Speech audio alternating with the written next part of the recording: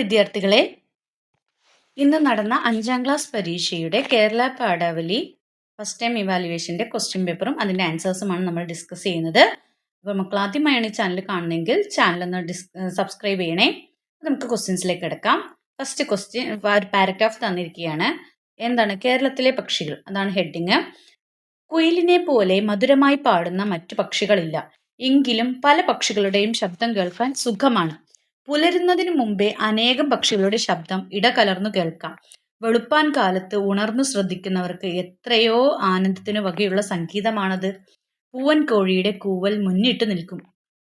ഉറക്കം ഉണർന്നു കൊള്ളാൻ പ്രകൃതി കാഹളം മുഴക്കുന്നത് പോലെയാണ് അത്. അതിനോടൊത്ത് അനേകം കാക്കകളുടെ ക്രാ ക്രാ എന്ന വിളിയും മുഴങ്ങും. ചെമ്പോത്ത് ഉക്കുക്കു എന്ന് ശുഭശബ്ദം പുറപ്പെടുവിക്കും. പുലർക്കാലത്ത് കൂജനം ചെയ്യുന്ന പക്ഷികളിൽ ഏറ്റവും പ്രധാനപ്പെട്ടതാണ് മണ്ണാത്തിപ്പുള്ള്.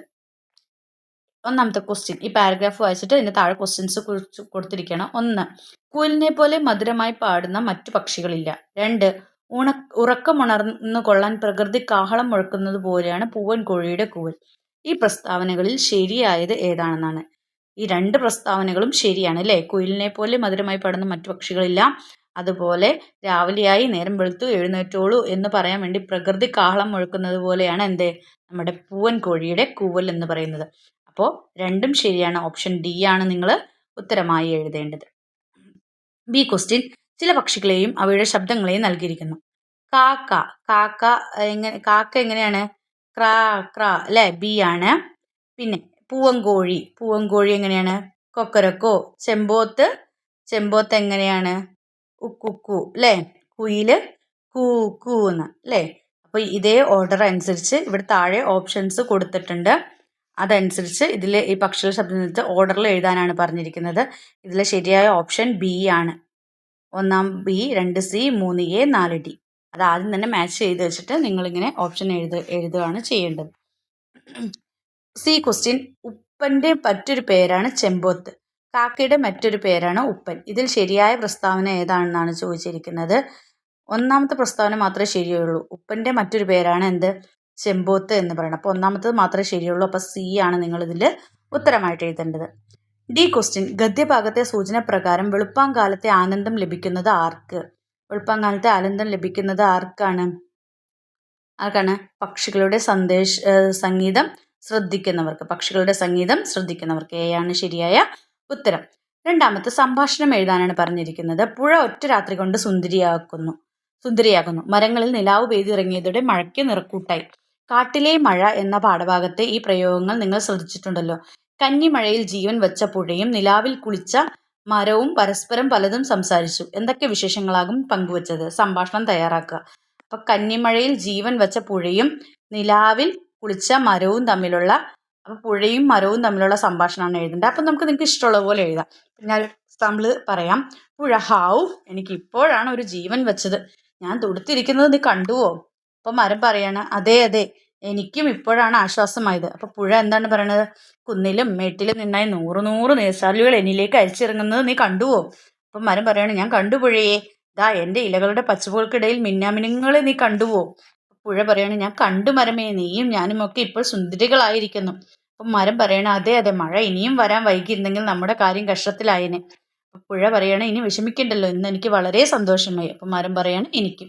അപ്പം നിങ്ങൾക്ക് അറിയാവുന്ന രീതിയിൽ ഒരു ഇതുപോലെ ഒരു സംഭാഷണം, അവർ തമ്മിൽ ഉണ്ടാവുന്ന എന്തെങ്കിലും ഒരു സംഭാഷണം എഴുതാനാണ് പറഞ്ഞിരിക്കുന്നത്. ഇനി ബി ക്വസ്റ്റ്യൻ നമുക്ക് നോക്കാം. ബി ക്വസ്റ്റ്യനിൽ ആദ്യം ആരും ശ്രദ്ധിച്ചില്ല, മലമുഴക്കിയും മണ്ണട്ടകളും ഒഴിച്ച്. ഈ വാക്യം അർത്ഥമാക്കുന്നത് എന്താണെന്നാണ് ചോദിച്ചിരിക്കുന്നത്. മലമുഴക്കിയും മണ്ണട്ടകളും ആദ്യം ആദ്യം ആരും ശ്രദ്ധിച്ചില്ല. അപ്പോൾ ആരും ശ്രദ്ധിച്ചില്ല, മലമുഴക്കിയും മണ്ണട്ടകളും ഒഴിച്ചെന്ന് വെച്ചാൽ അവർ രണ്ടുപേരല്ലാണ്ട് വേറെ ആരും ശ്രദ്ധിച്ചില്ല എന്നാണ് അതിനർത്ഥം വരുന്നത്. അപ്പോൾ ഇതിൽ ഏതാണ്? സി, മലമുഴക്കിയും മണ്ണട്ടകളും ആദ്യം തന്നെ അത് തിരിച്ചറിഞ്ഞു, മറ്റുള്ളവരാരും അത് അറിഞ്ഞിട്ടില്ല. ഇനി സി ക്വസ്റ്റ്യൻ ചോദിച്ചാൽ, സുഗന്ധം കുറഞ്ഞവയ്ക്ക് ആർഭാടം കൂടുതലാണ്. പ്രസ്താവനയ്ക്ക് അനുയോജ്യമായ ആശയം ഉൾക്കൊള്ളുന്ന വാക്യം ഏത്? സുഗന്ധം കുറഞ്ഞവയ്ക്ക് ആർഭാടം കൂടുതലാണ്. അതായത് ഏതെങ്കിലും ഒരു ഗുണം എല്ലാവരിലും ഉണ്ട് എന്നാണ് അതിനർത്ഥം. ഏതെങ്കിലും ഒരു ഗുണം എല്ലാവരിലും ഉണ്ട് എന്നാണ് അതിനർത്ഥം. നെക്സ്റ്റ്, ആസ്വാദനക്കുറിപ്പ് തയ്യാറാക്കാനാണ് മറ്റുള്ളവർക്കായി എന്നൊരു കവിതയാണ് തന്നിരിക്കുന്നത്. നക്ഷത്രങ്ങൾ ചിരിക്കുന്നു വാനിൽ, പൂത്തു നിൽക്കും ചെടിയും ചിരിക്കുന്നു. ദൂരെ ദൂരെ തിരകളാൽ നീളെ കടലും അങ്ങനെ നോക്കി ചിരിക്കുന്നു. തൊടിയിലെങ്ങും പറക്കുന്ന പൂമ്പാറ്റ അരികിലെത്തി പതിയെ ചിരിക്കുന്നു. ചുണ്ടിലെപ്പോഴും കരുതി വയ്ക്കുക മറ്റുള്ളവർക്കായി ഒരു നേർത്ത പുഞ്ചിരി. അപ്പം ഇതിൽ പറയുന്നത് പുഞ്ചിരിയെ കുറിച്ചാണ്. അപ്പം പ്രകൃതിയുടെ പുഞ്ചിരി നക്ഷത്രങ്ങളും പൂക്കളും കടലും ഒക്കെയാണ്. അവ നമ്മെ സന്തോഷിപ്പിക്കുന്നു. നമുക്കും ചുറ്റുമുള്ളവർക്ക് സന്തോഷം പകരാം. അപ്പോൾ കവിതയ്ക്ക് ആസ്വാദനം തയ്യാറാക്കുക എന്നാണ്. അപ്പോൾ കവിതയ്ക്ക് ആസ്വാദനം മറ്റുള്ളവർക്കായി എന്ന ഈ കവിതയിൽ എന്തിനെ കുറിച്ചാണ് പറയുന്നത്? പുഞ്ചിരി എന്ന. അപ്പോൾ നമുക്ക് ആസ്വാദനം തയ്യാറാക്കുമ്പോൾ എഴുതാം മറ്റുള്ളവർക്കായി എന്ന് പറയുന്ന ഈ കവിതയിൽ പുഞ്ചിരിയെ കുറിച്ചാണ് പറയുന്നത്. പുഞ്ചിരി എന്ന് പറയുന്നത് എല്ലാവരെയും സന്തോഷിപ്പിക്കുന്ന ഒന്നാണ്. പ്രകൃതിയുടെ പുഞ്ചിരികളായിട്ട് ഈ കവിതയിൽ പറയുന്നതാണ് നക്ഷത്രങ്ങൾ. നക്ഷത്രങ്ങൾ ചിരിക്കുന്നു, പൂക്കൾ ചിരിക്കുന്നു, ചെടികൾ ചിരിക്കുന്നു, തിരമാലകളും കടലുകൾ തിരകളാൽ കടലും അങ്ങനെ നോക്കി ചിരിക്കുന്നു, പൂമ്പാറ്റകൾ ചിരിക്കുന്നു. അപ്പോൾ ചിരി എന്ന് പറയുന്നത്, പുഞ്ചിരി എന്ന് പറയുന്നത് എല്ലാവർക്കും സന്തോഷം നൽകുന്ന ഒരു കാര്യമാണ്. അപ്പോൾ എപ്പോഴും നമ്മുടെ ചുണ്ടിലും എന്താണ് ഒരു പുഞ്ചിരി കരുതി വയ്ക്കുക. എല്ലാവർക്കും കൊടുക്കുന്ന ഏറ്റവും വലിയ സമ്മാനമാണ് എന്തെന്ന് പറയുന്നത്, സ്നേഹത്തോടെയുള്ള ഒരു പുഞ്ചിരി എന്ന് പറയുന്നത്. അതുകൊണ്ട് തന്നെ ഈ കവിത നല്ല ഭംഗിയുണ്ട്. അപ്പോൾ എല്ലാം നല്ല ഭംഗിയായിട്ട് ഉണ്ട് ഈ കവിതയിൽ. പിന്നെ പുഞ്ചിരി എന്ന് പറയുന്നതാണ് ഈ കവിതയിലെ മെയിൻ ഒരു ആശയം എന്ന് പറയുന്നത്. എല്ലാവരെയും നോക്കി നമ്മൾ പുഞ്ചിരിക്കുക.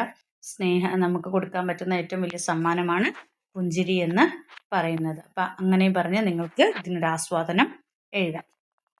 ഇനി അല്ലെങ്കിൽ വർണ്ണന എന്നാണ് പറഞ്ഞിരിക്കുന്നത്. ആകാശത്തിൻ്റെ കണ്ണീര് പോലെ തോരാമഴ. മഴയുടെ കൈകൾ എത്തിത്തുടങ്ങുമ്പോൾ ദേഹമാകെ കുളിരാണ്. മഴ തോർന്ന് പിന്നെ മരം പെയ്യുമ്പോൾ പളുങ്കുമണികൾ ഇലത്തുമ്പികളിൽ തിളങ്ങും. ഇത് മഴയെക്കുറിച്ചുള്ള വർണ്ണനയുടെ ഭാഗമാണ്. ഇതുപോലെ പുഴയെക്കുറിച്ച് വർണ്ണന തയ്യാറാക്കാനാണ് പറഞ്ഞിരിക്കുന്നത്. അപ്പോൾ പുഴയെക്കുറിച്ചും ഇതുപോലെ നിങ്ങൾക്ക് എഴുതാം. അപ്പോൾ മോൾ ഭാഗത്ത് തന്നെ പുഴയെക്കുറിച്ചൊരു ഇത് പറഞ്ഞിട്ടുണ്ടായിരുന്നു. അപ്പോൾ നിങ്ങൾക്ക് അതിൽ നിന്നൊക്കെ എടുത്ത് എഴുതാവുന്നതാണ്. പുഴയെക്കുറിച്ച് നമ്മുടെ സംഭാഷണത്തിൽ പറഞ്ഞിട്ടുണ്ടായിരുന്നല്ലോ. എന്താണ് മഴയിൽ ജീവൻ വയ്ക്കുന്ന ഒന്നാണ് പുഴ എന്ന് പറഞ്ഞിട്ട് നമ്മൾ പറഞ്ഞല്ലോ. കുന്നിലും മേട്ടിലും നിന്നായി 100 നീർച്ചാലുകൾ അരിച്ചിറങ്ങുന്നുണ്ട് പുഴയിലേക്ക്. പിന്നെ അതുമാത്രമല്ല എന്താണ് കളകളം പാടി ഒഴുകുന്ന പുഴയിലൂടെ അരിച്ചിറങ്ങി വരുന്ന വെള്ളത്തിൻ്റെ ശബ്ദം ഇതൊക്കെ ചേർത്തിട്ട് നിങ്ങൾക്ക് ഇതിനെ പുഴയെ വർണ്ണിച്ച് എഴുതാം. അപ്പോൾ തെളിനീര് പോലെയാണ് പുഴയിലെ വെള്ളം വരുന്നത്. അപ്പം അങ്ങനെയൊക്കെ പറഞ്ഞ് പുഴയെക്കുറിച്ച് വർണ്ണിച്ച് ഇതുപോലെ എഴുതാനാണ് പറഞ്ഞിരിക്കുന്നത്. ഇനി 4th A അനുഭവക്കുറിപ്പ് തയ്യാറാക്കാനാണ് പറഞ്ഞിരിക്കുന്നത്. കൂട്ടിലെ കിളി നഷ്ടപ്പെട്ട സ്വാതന്ത്ര്യത്തെ പുറത്തു കരഞ്ഞു. ഇരുമ്പഴുക്കിൽ ചെറുക്കെട്ടടിച്ചു. കൊച്ചുപൂവിനാകട്ടെ സംസാരിക്കാൻ കഴിയാത്തതുകൊണ്ട് ആശ്വസിപ്പിച്ച് ഒരു വാക്ക് പറയാൻ പറ്റിയില്ല. ഡെയ്സി ചെടി എന്ന പാഠത്തിലെ വാനമ്പാടിയുടെയും കൊച്ചുപൂവിൻ്റെയും അനുഭവങ്ങൾ നിങ്ങൾക്ക് ഓർമ്മയുണ്ടല്ലോ. വളർത്തു മൃഗങ്ങളോ പക്ഷികളോ പ്രിയപ്പെട്ട ചെടികളോ നിങ്ങൾക്കും ഉണ്ടാകും. അവയോടൊപ്പമുള്ള നിങ്ങളുടെ അനുഭവങ്ങൾ എഴുതുക. അപ്പോൾ നിങ്ങൾ വളർത്തു മൃഗങ്ങളോ പക്ഷികളോ ചെടികളോടൊപ്പമുള്ള നിങ്ങളുടെ അനുഭവങ്ങൾ എഴുതാൻ, നിങ്ങളുടെ അനുഭവക്കുറിപ്പ് എഴുതാനാണ് പറഞ്ഞിരിക്കുന്നത്. അപ്പോൾ അവരോടൊപ്പമുള്ള നിങ്ങളുടെ ജീവിതം എങ്ങനെയാണ്, നിങ്ങൾക്ക് അവയെ എത്രമാത്രം ഇഷ്ടമാണ്, അതിൻ്റെ ഭംഗി നിങ്ങളെങ്ങനെയാണ് ആസ്വദിക്കുന്നത്, അപ്പോൾ അവർ നിങ്ങളോട് എങ്ങനെയാണ് എന്നുള്ള രീതിയിലൊക്കെ ഒരു അനുഭവക്കുറിപ്പ് എഴുതാനാണ് പറഞ്ഞിരിക്കുന്നത്. അല്ലെങ്കിൽ കുറിപ്പ് തയ്യാറാക്കുക. എനിക്ക് മഴ ഇഷ്ടമല്ല. മഴ എൻ്റെ ജീവിതത്തിൽ എന്നും നഷ്ടങ്ങളെ വരുത്തിയിട്ടുള്ളൂ. എൻ്റെ വീടും പ്രിയപ്പെട്ടവരും നഷ്ടമായത് ഒരു പെരുമഴക്കാലത്താണ്. ഈ കടുത്ത വേനൽ ഒന്ന് അവസാനിച്ചെങ്കിൽ. എൻ്റെ അച്ഛൻ്റെ എത്ര രൂപയുടെ കൃഷി നശിച്ചു. പാടം വരണ്ടുണങ്ങി. കുടിവെള്ളം പോലുമില്ല. വേഗം മഴ വന്നെങ്കിൽ. മൃദുല. അപ്പോൾ 2 കൂട്ടുകാരുടെ അഭിപ്രായമാണ്. അഭിപ്രായങ്ങൾ വിശകലനം ചെയ്ത് കുറിപ്പ് തയ്യാറാക്കും. ഇപ്പോൾ ഒരാൾക്ക് മഴ ഇഷ്ടമല്ല. അയാൾക്ക് മഴ ഇഷ്ടമല്ലാതായത് എന്തുകൊണ്ടാണ്? അയാളുടെ ജീവിതത്തിൽ അയാൾക്ക് എല്ലാവരെയും നഷ്ടപ്പെടുത്തിയത് മഴയാണ്. മറ്റൊരാൾക്ക് വേനലാണ് ഇഷ്ടമല്ലാത്തത്. അതെന്തുകൊണ്ടാണ്? അവളുടെ അച്ഛൻ്റെ കൃഷിയൊക്കെ നശിച്ചു പോയി. അവളുടെ പണമൊക്കെ നശിച്ചു അല്ലേ? കുടിവെള്ളം പോലും കിട്ടാതെ അവർക്ക് വളരെ ബുദ്ധിമുട്ടാണ്. അപ്പോൾ അവർക്ക് മഴ വന്നെങ്കിലാണ്. അപ്പോൾ ഒരു കൂട്ടർ മഴ പെയ്യരുതെന്ന് ആഗ്രഹിക്കുന്നു, ഒരു കൂട്ടർ മഴ പെയ്യണമെന്ന് ആഗ്രഹിക്കുന്നു. അപ്പോൾ നമ്മളുടെ അഭിപ്രായങ്ങൾ വിശകലനം ചെയ്യുക. അപ്പോൾ മഴ എന്ന് പറയുന്നതും വേനൽ എന്ന് പറയുന്നതും പ്രകൃതിയുടെ ഒരു ഇതാണ് അല്ലേ? അപ്പോൾ നമുക്ക് രണ്ടും നമ്മുടെ ആവശ്യത്തിന് വേണ്ടിയിട്ട് നമുക്ക് ലഭ്യമാകണം. ആവശ്യത്തിന് കിട്ടിക്കഴിഞ്ഞാൽ നമ്മൾ പ്രകൃതി നശിപ്പിക്കുന്നത് കൊണ്ടാണ് എന്ത് ചെയ്യുന്നത്, ഇപ്പോൾ കാലാവസ്ഥകളൊക്കെ മാറി മാറി വരുന്നത്. അപ്പോൾ നമ്മളുടെ പ്രകൃതിയെ സംരക്ഷിക്കണം നമ്മളൊന്ന്. അപ്പോൾ മഴയായാലും വേനലായാലും അതിൻ്റേതായ വേനൽ അളവിൽ ഒരേ അളവിൽ, അതായത് നമുക്ക് വേണ്ട രീതിയിൽ കിട്ടിയാൽ മാത്രമേ നമുക്കത് ഗുണം ചെയ്യുള്ളൂ അല്ലേ? അപ്പോൾ മഴ വേണ്ട എന്ന് പറയാനും നമുക്ക് പറ്റില്ല, വേനൽ വേണ്ട എന്ന് നമുക്ക് പറയാനും പറ്റില്ല. രണ്ടും നമുക്ക് ഈക്വലായിട്ട് കിട്ടണം അല്ലേ? അപ്പോൾ നിങ്ങളുടെ അഭിപ്രായങ്ങൾ വിശകലനം ചെയ്തൊരു കുറിപ്പ് തയ്യാറാക്കാനാണ് പറഞ്ഞിരിക്കുന്നത്. 5ാമത്തെ ക്വസ്റ്റ്യൻ ലഘു ഉപന്യാസം തയ്യാറാക്കാനാണ്. മണ്ണിന്റെ കിനാവുകൾ എന്ന പാഠഭാഗത്ത് ഒട്ടേറെ നാട്ടുപൂക്കളെ നിങ്ങൾ പരിചയപ്പെട്ടല്ലോ. തുമ്പയും മുക്കൂറ്റിയും കാക്കപ്പൂവും ഉൾപ്പെടെ പഴയ കാലപ്പൂക്കൾ ഇന്ന് കാണാനില്ല. വരവ് പൂക്കളുടെ വസന്തമാണ് നമ്മുടെ നാട്ടിൽ ഓണക്കാലത്തും മറ്റും ഇന്നും കാണുന്നത്. നാട്ടുപൂക്കളുടെ മടക്കവും കച്ചടപ്പൂക്കളുടെ വരവും വിശകലനം ചെയ്ത് ലഘു ഉപന്യാസം തയ്യാറാക്കുക. ഉപന്യാസം എഴുതുമ്പോൾ ആദ്യം തന്നെ ഒരു ഹെഡിങ് കൊടുക്കണം. എന്താണ് നമുക്ക് കൊടുക്കാവുന്ന ഒരു ഹെഡിങ് ആണ് എന്തെന്ന് പറയുന്നത്? നാട്ടുപൂക്കളുടെ മടക്കവും കച്ചവട പൂക്കളുടെ വരവും. അങ്ങനെ ഹെഡിങ് കൊടുക്കുക. പിന്നെ നിങ്ങൾ എഴുതുക എന്താണ് ഇന്നത്തെ കാലത്ത് നമ്മളുടെ നാട്ടിൽ കണ്ടിരുന്ന ഈ പറയുന്ന തുമ്പയും മുക്കൂറ്റിയും കാക്കുമ്പോൾ പഴയ പല പൂവുകളും നമുക്കിന്ന് കാണാനായിട്ട് ഇല്ല. കാരണം നമുക്ക് അതിനുള്ള സ്ഥലങ്ങളില്ല. സ്ഥലങ്ങളുള്ളിടത്തൊക്കെ നമുക്ക് കെട്ടിടങ്ങളും മറ്റു ഫ്ലാറ്റുകളൊക്കെ നിർമ്മിച്ചിരിക്കുകയാണ്. പിന്നെ നമ്മൾ അന്യ സംസ്ഥാനങ്ങളിൽ നിന്ന് പൂവുകൾ ഇങ്ങനെ പൈസ കൊടുത്ത് വാങ്ങിക്കുകയാണ് അല്ലേ? അന്യ സംസ്ഥാനങ്ങളിൽ നിന്ന് വരുന്ന പൂക്കളാണ് നമ്മൾ അധികവും ഉപയോഗിക്കുന്നത്. അല്ലെങ്കിൽ നമ്മൾ പ്ലാസ്റ്റിക് പൂവുകളാണ് ഉപയോഗിക്കുന്നത്. അപ്പോൾ നമ്മുടെ നാട്ടിലുള്ള പൂക്കളൊക്കെ ഇല്ലാതായിട്ട് മറ്റുള്ളവരെ ആശ്രയിച്ചാണ് നമ്മൾ കഴിയുന്നത്. അപ്പോൾ അതിനെക്കുറിച്ച് ഒരു ഉപന്യാസം തയ്യാറാക്കാനാണ് നിങ്ങളോട്. ഇപ്പോൾ ഓണത്തിനായാലും മറ്റേത് കാര്യത്തിനായാലും നമ്മൾ മറ്റുള്ളവരിൽ നിന്ന് വാങ്ങിക്കുകയാണ്. ഭക്ഷണ സാധനങ്ങൾ വാങ്ങിക്കുന്ന പോലെ തന്നെയാണ്, അല്ലെങ്കിൽ മറ്റുള്ള സാധനങ്ങൾ വാങ്ങിക്കുന്ന പോലെയാണ് ഇപ്പോൾ പൂക്കളും നമ്മൾ വാങ്ങിച്ചു കൂട്ടുന്നത്. അപ്പോൾ അതിനെക്കുറിച്ചൊരു ഉപന്യാസം തയ്യാറാക്കാനാണ് പറഞ്ഞിരിക്കുന്നത്. നെക്സ്റ്റ് കടങ്കഥ വ്യാഖ്യാനം. ആന കയറാമല ആട് കയറാമല 1000 കാന്താരി പൂത്തിറങ്ങി. ഈ കടങ്കഥയുടെ ഉത്തരം ആകാശത്തിലെ നക്ഷത്രങ്ങൾ എന്നാണ്. എന്തുകൊണ്ടാവും ഈ കടയ്ക്ക് ഇങ്ങനെ ഒരു ഉത്തരം ഉണ്ടായത്? വ്യാഖ്യാനം ചെയ്ത്, അതായത് ആന കയറാമല ആട് കയറാമല, ആർക്കും കയറാൻ പറ്റാത്തൊരു മലയാണ് ഇതെന്ന് പറയുന്നത്, ആകാശം എന്ന് പറയുന്നത്. ആരും കയറാത്ത മലയിൽ 1000 കാന്താരി പൂത്തിറങ്ങിയെന്ന് വെച്ചാൽ അവിടെ ഒരുപാട് നക്ഷത്രങ്ങൾ, അതായത് ആരും കയറാത്ത അവിടെ ഒരുപാട് തിളങ്ങുന്ന നക്ഷത്രങ്ങളുണ്ട് അല്ലേ?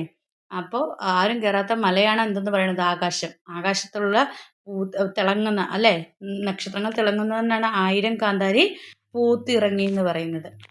അപ്പോൾ അത് വ്യാഖ്യാനിച്ച് എഴുതാനാണ് പറഞ്ഞിരിക്കുന്നത്.